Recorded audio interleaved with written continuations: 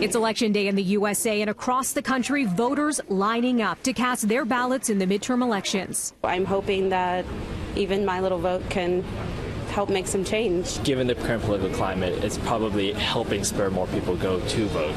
I don't like what's happening, and I don't like the changes that are happening. And so if your voice isn't heard, you can't make a change. Voter turnout not typically strong for the midterms, but this year could see the highest participation in decades, with tens of millions of Americans already getting their vote in early. Up for grabs today, all 435 seats in the House of Representatives, 35 out of the Senate's 100 seats, and 36 state governorships. Polls and forecasters suggest Democrats are favored to win a majority in the House. Republicans could keep a slim majority in the Senate. It was a sprint to Election Day, with both the current and former U.S. presidents hitting the campaign trail hard.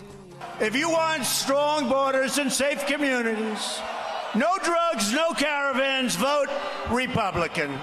And most importantly, the character of our nation is on the ballot. In Delaware, former Vice President Joe Biden casting his ballot today. The Democrat also taking a jab at Donald Trump.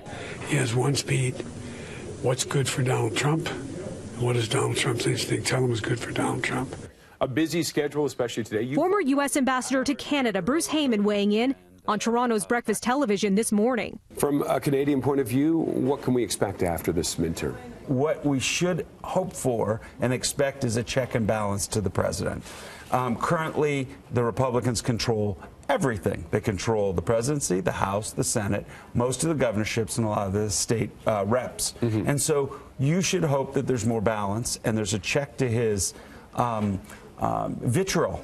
The language he's used against Canada, our best friend, our next door neighbor, our greatest ally, the guy is hostile. And out of Ottawa today, Canada's Minister of Infrastructure says the federal government will work with whichever party comes out on top. How might it change Canadian-U.S. relations should there be a change in parties? Well, you know, the point, we've been working with both to further Canadian interest, and that's what Canadians would expect, and we'll continue to do so. We'll be watching.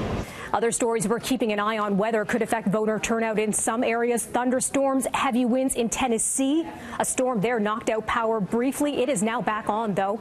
In Georgia, there are concerns of voter suppression. Remember, Georgia, a very tight race for governor there. Some voting booths stopped working. It is going to be a long night, folks.